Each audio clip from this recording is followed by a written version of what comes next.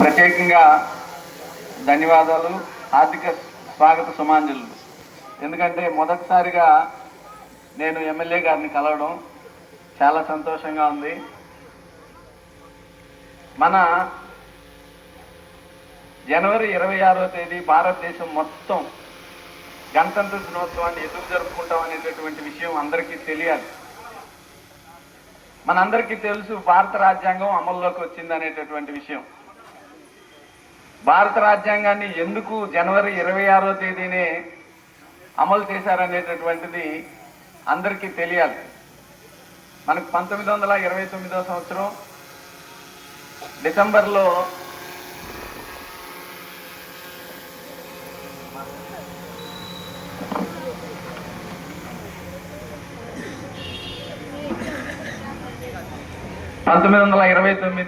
డిసెంబర్లో సంపూర్ణ స్వరాజ్య తీర్మానాన్ని జాతీయ నాయకులు అందరూ కలిసి స్వాతంత్ర ఉద్యమంలో తీసుకున్నారు. విద్యార్థులు దీన్ని బాగా వినాలి. అంటే బ్రిటిష్ వారిని వెళ్ళిపోమంటే వెళ్ళిపోలేదు, స్వాతంత్రం ఇమ్మంటే ఇవ్వలేదు. మనకు మనమే సంపూర్ణ స్వాతంత్రాన్ని ప్రకటించుకున్నాం. 1929 డిసెంబర్లో ప్రకటిస్తే 1930 జనవరి 26వ తేదీ భారతదేశం మొత్తం దాన్ని చాలా సక్సెస్ చేసేటటువంటి ప్రయత్నం అందరూ చేశారు. జాతీయ నాయకులు చేశారు, ఉద్యోగస్తులు చేశారు, రైతులు చేశారు, విద్యార్థులు చేశారు, యువత, మహిళలు కూడా పాల్గొన్నప్పుడు బ్రిటిష్ వారు ఈ ఉద్యమంలో పాల్గొన్న ప్రతి వ్యక్తిని తీవ్రంగా అణిచివేశారు. ముంబైలో ఒక పాఠశాలలో పర్టికులర్గా ఈ ఇన్సిడెంట్ని మనం అందరం గుర్తుపెట్టుకోవాలి. ఒక పాఠశాల విద్యార్థులు జెండా ఎగరేయడానికి, మువ్వన్నెల పతాకం ఎగరేయడానికి, మన జెండాని మనం ఎగరేయడానికి బ్రిటిష్ వాళ్ళ అనుమతి ఇవ్వలేదు. అప్పుడు ప్రతి విద్యార్థి ఒక సంకల్పంతో పనిచేశారు. జెండా కింద పడకుండా మనం జెండా ఎగరేయాలి, అది ఉద్దేశం. సో ఒకరు ముందుకు అడుగేస్తారు, బ్రిటిష్ వారు కాల్ చేస్తారు. ఆ విద్యార్థి కింద పడేలోపు ఆ జెండాని ఇంకొక విద్యార్థి తీసుకుంటారు. ఇలా చాలా మంది చనిపోయారు, అక్కడ చాలా మంది గాయాల పాలయ్యారు. అక్కడ ఉన్నటువంటి ప్రతి టీచరు, ప్రతి విద్యార్థి జెండా ఎగరేసేదాకా తమ ప్రాణాలను కూడా లెక్క చేయకుండా పోరాడారు. ఇదే విధంగా భారతదేశం మొత్తం అన్ని విద్యాలయాల్లో, అన్ని ప్రాంతాల్లో, అన్ని గ్రామాల్లో, అన్ని పట్టణాల్లో జరిగింది. కొన్ని వేల మంది అసువులు బాశారు. తర్వాత స్వాతంత్ర ఉద్యమంలో బ్రిటిష్ వారితో మనం అనేక ఉద్యమాల్లో పోరాడాం. 1920లో సహాయ నిరాకరణ ఉద్యమం, బ్రిటిష్ వారికి సహాయం చేయకుండా మనం నిరాకరించడం. 1930 దండి యాత్ర, ఉప్పు సత్యాగ్రహం అంటారు దాన్ని, సివిల్ డిసోబీడియన్స్ మూమెంట్ అంటారు.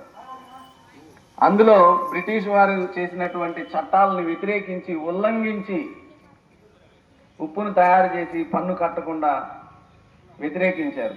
అప్పుడు కొన్ని వేల మందిని అరెస్ట్ చేశారు. ఇలా అనేక ఉద్యమాలు, అనేక అణిచివేతలు, వీటన్నింటినీ ఎదుర్కొన్నటువంటి భారతదేశం మళ్ళీ ఎప్పటికప్పుడు నూతన ఉత్తేజాన్ని, నూతన ఉద్యమ స్ఫూర్తిని నింపుకొని, బ్రిటిష్ వారి దగ్గర తుపాకులుంటే, తుపాకీ గుండ్లుంటే, భారతీయుల దగ్గర గుండె ధైర్యం ఉండేది.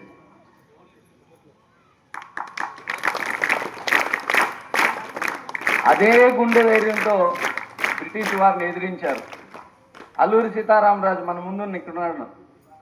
బ్రిటిష్ వారు గుండెకు వెన్ను చూపే జాతి కాదురా మాది, నీ గుండెకు నా గుండెని చూపించే ధైర్యం ఉన్నటువంటి భారత జాతి, తెలుగు జాతి మాది అన్నాడు. అలా మనం తుపాకీ గుండ్లకు భయపడలేదు. తుపాకీ గుండుకు మన గుండెని చూపించినటువంటి తెగువ మనది. మళ్ళీ 1942లో క్విట్ ఇండియా మూమెంట్, గాంధీ దగ్గర, వాళ్ళ దగ్గర ఆయుధాలు ఉంటాయి, గాంధీ దగ్గర కూడా 2 ఆయుధాలు ఉన్నాయి. తెలుసా ఏం ఆయుధాలు ఉన్నాయో? శాంతి అహింస అనే ఆయుధాలు ఉన్నాయి. ఈ రెండు ఆయుధాలతో పోరాడడం, శాంతి అహింసతో పోరాడడం అంటే ఒక చెంప మీద కొడితే ఇంకొక చెంపను చూపించడం. అలా స్వాతంత్రోద్యమాన్ని నడపడం అంటే అంత ఆషామాషి కాదు. అనేక మందిని చంపేశారు. అయినా కానీ మన యువత, నాయకులు, విద్యార్థులు ఎవ్వరూ స్వాతంత్ర సమర స్ఫూర్తిని వదలలేదు. తర్వాత 1946లో మనకు రాజ్యాంగ పరిషత్కి ఎన్నికలు జరిగాయి. ఎన్నికలు పూర్తయిన తర్వాత 1947లో భారతదేశం విడిపోయినప్పుడు భారత రాజ్యాంగ పరిషత్తే రాజ్యాంగాన్ని రచించడానికి ఏర్పడినటువంటి సంఘం రాజ్యాంగ పరిషత్. అందులో ఉన్నటువంటి ముఖ్యమైనటువంటి సభ్యులందరూ అక్కడ మనం పూజ చేశాం. ఇప్పుడు ముగ్గురిని పూజ చేశాం. గాంధీ మహాత్ముడు, నెక్స్ట్ అంబేద్కర్ గారు, నెహ్రూ గారు. సమాజం బాగుండాలి, దేశం బాగుండాలని ఉన్నత ఆదర్శాలతో పోరాడారు, సేవలు చేశారు. రాజ్యాంగాన్ని 2 సంవత్సరాల 11 నెలల 18 రోజులు కష్టపడి పూర్తి చేసి 1949 నవంబర్ 26 ఆమోదిస్తే దీన్ని అమలు చేయడానికి ఒక మంచి రోజు కావాలి అని ఎప్పటికీ గుర్తుండిపోవాలి మన పోరాటం. తీవ్ర స్థాయిలో మనం ఎక్కువ మందిని పోగొట్టుకున్నటువంటి ఉద్యమం సంపూర్ణ స్వరాజ్యం 1930 జనవరి 26. ఆ తేదీని ఎవ్వరూ ఎప్పటికీ మర్చిపోకూడదు అనే ఉద్దేశంతో భారతదేశంలో జనవరి 26 వరకు వెయిట్ చేసి రాజ్యాంగం అమలుని 26వ తేదీ రాజ్యాంగాన్ని అమలు చేశారు. రాజ్యాంగం అంటే హక్కులే కాదు, బాధ్యతలు. రాజ్యాంగం అంటే రాజ్యాంగంలో అనేక రకాలైనటువంటి అంశాలు. సమాజం బాగుండడానికి, సమాజంలో ప్రతి వ్యక్తి, అణగారినటువంటి ప్రతి వ్యక్తి ఎదగడానికి అవసరమైనటువంటి ప్రతి సూచన మన రాజ్యాంగం చేసింది. భారతదేశము అంత పెద్ద రాజ్యాంగం ప్రపంచంలో ఏదీ లేదు. అంత ఉన్నతమైనది, అంత ఆదర్శవంతమైనది ఏదీ లేదు. ఆ రాజ్యాంగాన్ని మనం ఈరోజు అమలు చేసుకున్నాం. అత్యంత సాధారణమైనటువంటి వ్యక్తి కూడా ఒక దేశ అధ్యక్ష పదవికి ఎన్నుకోబడేటటువంటి వ్యవస్థ అదే రిపబ్లిక్. అది వారసత్వంగా రాదు. ఆ రిపబ్లిక్ని మనం అమలు చేసుకొని దాన్ని అనుసరిస్తూ మన స్వాతంత్ర యోధులు, సమర యోధులు, రాజ్యాంగ నిర్మాతలు వారి యొక్క ఆదర్శాలను మనం అందరం కొనసాగించాలని మనస్ఫూర్తిగా కోరుకుంటూ ఈ సమావేశానికి విచ్చేసినటువంటి MUO ఇద్దరికి, MUO1 లక్ష్మీపతి సార్కి, MUO2 MRO గారికి కూడా స్వాగతం తెలియజేస్తున్నాం. క్లాప్.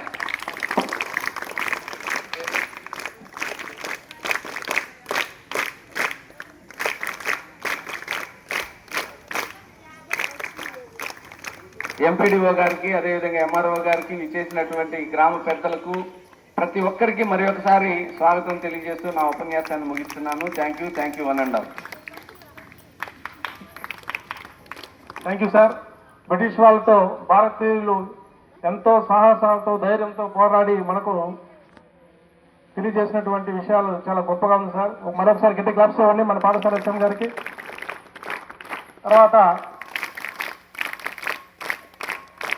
తర్వాత ఈ గణతంత్ర వేడుకలకు సంబంధించి మన సత్యవేడు శాసనసభ సభ్యులు, ఎమ్మెల్యే గారు శ్రీ కోనేటి ఆదిమూలం గారిని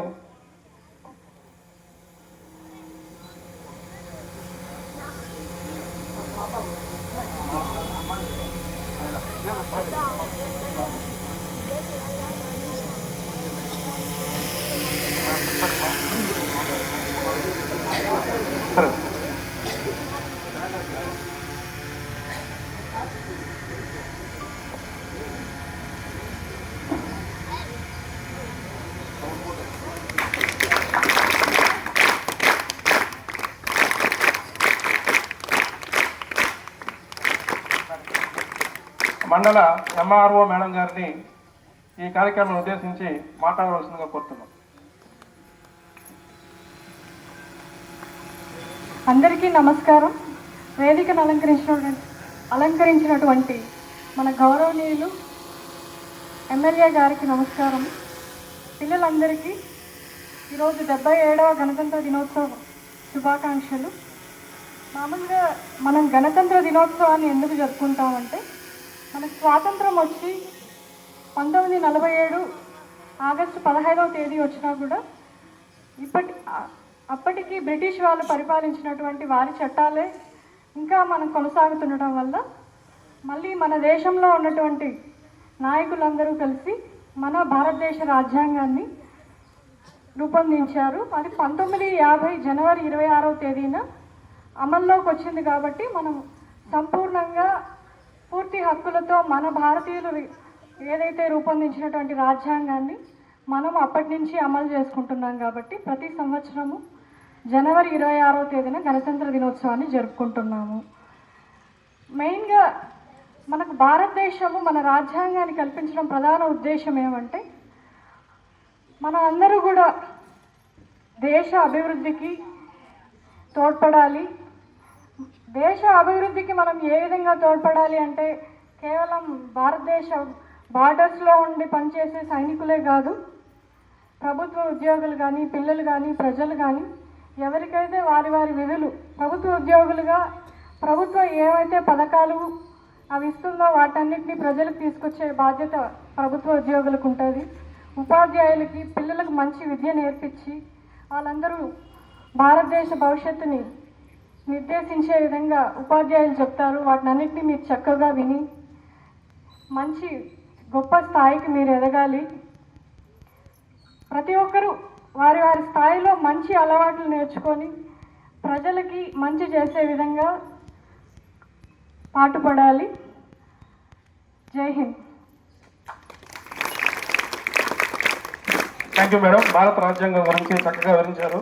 మరొకసారి ధన్యవాదాలు తెలుపుతూ ఎంపీడీఓ మేడం గారిని ఈ కార్యక్రమం ఉద్దేశించి ప్రసంగించవలసిందిగా కోరుతున్నాను.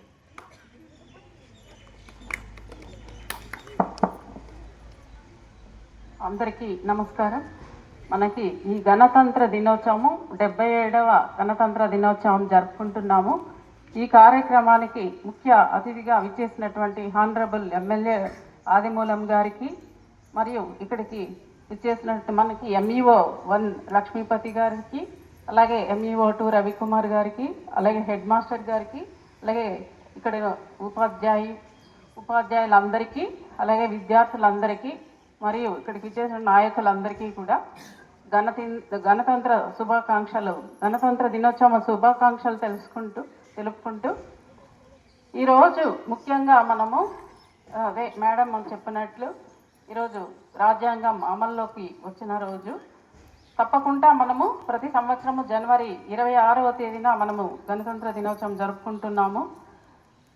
అదే మన టార్గెట్స్ అంటూ ఒక్కొక్క డిపార్ట్మెంట్కి ఒక్కో టార్గెట్ ఉంటుంది. విద్యార్థులకైతే నిజంగానే చదువుకోవడం, మీలో ఎంతమంది IPSలు అవుతారో, IASలు అవుతారో, అలాగే టీచర్స్ వాళ్ళ కోరికలు బట్టి వాళ్ళు తప్పకుండా ఘనత సాధిస్తారని, అలాగే మీరందరూ కూడా బాగా మంచి స్థాయిలో ఫ్యూచర్లో రావాలని. ఇక్కడ చూసినట్లయితే ఒక అమ్మాయి మన మినిస్టర్ గారి పక్కన నిలబడి ఫోటో తీసుకునింది.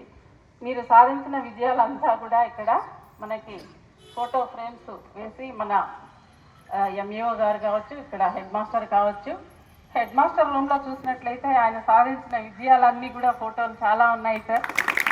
చాలా ఆశ్చర్యము, నేషనల్ అవార్డ్స్ కూడా ఉన్నాయి. Thank you very much sir. నేను వచ్చి చూసిన తర్వాత కానీ నాకు తెలియదు మీరు సాధించిన విజయాలన్నీ కూడా చాలా చక్కగా మీరు ఫ్రేమ్లో భద్రపరిచి మీ రూమ్లో పెట్టారు. అందరికీ తెలుస్తుంది సార్ ఎవరు ఎలా చదవాలి, ఏ విధంగా సాధించాలి అన్నీ కూడా అక్కడ చూసిన తర్వాత కానీ తెలియలేదు. ప్రతి ఒక్క విద్యార్థి కూడా చాలా బాగా చదువుకొని మంచి స్థాయికి ఎదగాలని కోరుకుంటూ ఈ అవకాశం ఇచ్చిన అందరికీ ధన్యవాదాలు తెలుపుకుంటున్నాను. Thank you very much.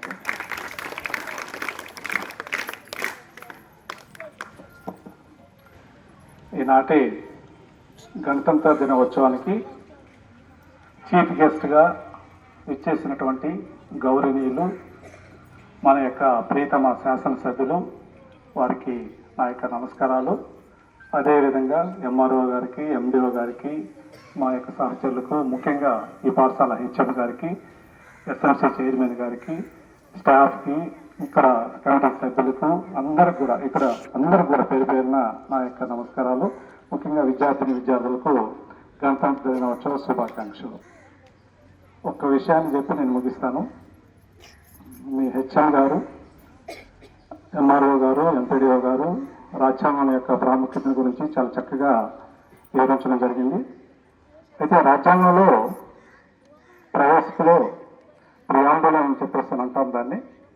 Preamble అనేది రాజ్యాంగం యొక్క స్వరూపాన్ని గురించి తెలియజేస్తుంది. దీంట్లో సర్వసత్తాక ప్రజాస్వామ్య సామ్యవాద లౌకిక గణతంత్ర రాజ్యం. గణతంత్ర రాజ్యం అని అంటే దేన్ని గణతంత్ర రాజ్యం అని అంటామంటే, ఏ దేశానికైనా కానీ రాజు కానీ రాణి కానీ వంశపారపర్యంగా కాకుండా ప్రజల చేత ప్రత్యక్షంగా కానీ పరోక్షంగా కానీ ఎన్నిక కాబడినట్లయితే ఆ రాజ్యాన్ని మనము గణతంత్ర రాజ్యం అని చెప్పేసి అంటాం. మనము ఫర్ ఎగ్జాంపుల్ అమెరికాను తీసుకున్నట్లయితే అమెరికా అధ్యక్షుడు ఎవరు? అమెరికా అధ్యక్షుడు డొనాల్డ్ ట్రంప్. అదేవిధంగా ఇంగ్లాండ్ రాజ్యాన్ని తీసుకున్నట్లయితే ఇంగ్లాండ్ రాజ్యాంగం యొక్క రాజు కానీ రాణి కానీ అనువంశికంగా రాజరిక పద్ధతిలో రాజ్యానికి రావడం అనేది జరుగుతుంది. మరి మన దేశాన్ని తీసుకున్నట్లయితే దాదాపు 140 కోట్ల జనాభా ఉన్నటువంటి మన దేశాన్ని చూసినట్లయితే మన దేశానికి రాజు లేక రాణి, ప్రస్తుతం రాణి ఉంది మనకు. ఎవరు మన రాణి? మన రాణి ఎవరు? ద్రౌపది ముర్ము గారు. ఆమె ప్రెసిడెంట్ ఆఫ్ ఇండియా. మేడం గారు ప్రెసిడెంట్ ఆఫ్ ఇండియా. ఇది ఈ విధంగా ఒక రాజ్యం. ముఖ్యంగా ఆ క్రమంలో మన దేశాన్ని గణతంత్ర రాజ్యము లేదా రిపబ్లిక్ దినాన్ని జరుపుకున్నాము. దాని యొక్క ప్రాముఖ్యతల గురించి ముందు మాట్లాడినటువంటి వాళ్ళు చెప్పడం జరిగింది. అయితే నేను ఈ సందర్భంగా మీకు అందరికీ తెలియజేసేది ఏంటంటే, విద్య అనేది మనిషిని ఏ స్థాయికైనా కూడా తీసుకువెళ్తుంది. విద్య మరి ఈ విద్య అనేది గతంలో మనం చూసినట్లయితే దీనికి అందరూ చదువుకునేటువంటి అవకాశం లేదు. కొంతమంది మాత్రమే చదువుకోవాలా, కొంతమంది చదువుకోకూడదు అనేటువంటి ఫిలాసఫీ ఏదైతే ఉందో ఆ ఫిలాసఫీ ఏమేం చేసిందంటే, జ్ఞానం లేకపోవడం వల్ల వ్యక్తుల యొక్క జీవన ప్రమాణ స్థాయి కావచ్చు, వ్యక్తుల యొక్క ఆలోచన విధానం కావచ్చు, వ్యక్తుల యొక్క సమాజంలో సరళి కావచ్చు, వీటన్నిటికి కూడా వెనకబడిపోయినారు. ఈ వెనకబడిపోవడానికి రీజన్ ఏమంటే, సమాజంలో ఉన్నటువంటి విషయాలను వీళ్ళు పుస్తకాల ద్వారా కానీ లేదా గురువుల ద్వారా కానీ తెలుసుకోలేకపోయినటువంటి పరిస్థితి. మరి ఈరోజు భారతదేశంలో ఆ పరిస్థితి ఉందా అంటే లేదు. ఎందుకు లేదంటే, ఈరోజు ప్రజారాజ్యం, ప్రజల చేత నడపబడుతున్నటువంటి ప్రభుత్వాలు ఉన్నాయి. అది స్టేట్ గవర్నమెంట్ కావచ్చు, సెంట్రల్ గవర్నమెంట్ కావచ్చు, అదేవిధంగా లోకల్ బాడీస్ కావచ్చు. ఏది తీసుకున్నా కూడా ప్రజల చేత నడపబడినటువంటి ప్రభుత్వాలు ఉన్నాయి. అంటే మన యొక్క కోరికలు ఏదైతే ఉంటాయో మన కోరికలకు ప్రకారమే పరిపాలన అనేది జరుగుతుందనేది సత్యం. ఈ సత్యాన్ని మీరు గుర్తుపెట్టుకో. ఇది చేయాలంటే మీరు ఏం చేయాలంటే బాగా చదువుకోవాలా. ఎంపీడీఓ గారు కూడా చెప్పినారు అన్నమాట. ఐఏఎస్ ఆఫీసర్లు అవ్వాలా, ఐపీఎస్ ఆఫీసర్లు అవ్వాలా, డాక్టర్లు అవ్వాలా, ఇంజనీర్లు అవ్వాలా, అది వాస్తవం. ఇది అవ్వాలా. అయితే దీనికంటే ముఖ్యంగా నా యొక్క ఆలోచన ఏంటంటే, నేను స్టడీ చేసింది ముఖ్యంగా కూడా ఈ యొక్క ప్రాంతానికి వచ్చి నేను 8 years అయింది. మార్చికి 9th year పెట్టబోతుంది. నా యొక్క ఆలోచన ఏంటంటే, వీటితో పాటు ముఖ్యంగా బాగా చదువుకొని లీడర్స్ కావాలి. మీరు లీడర్ అనే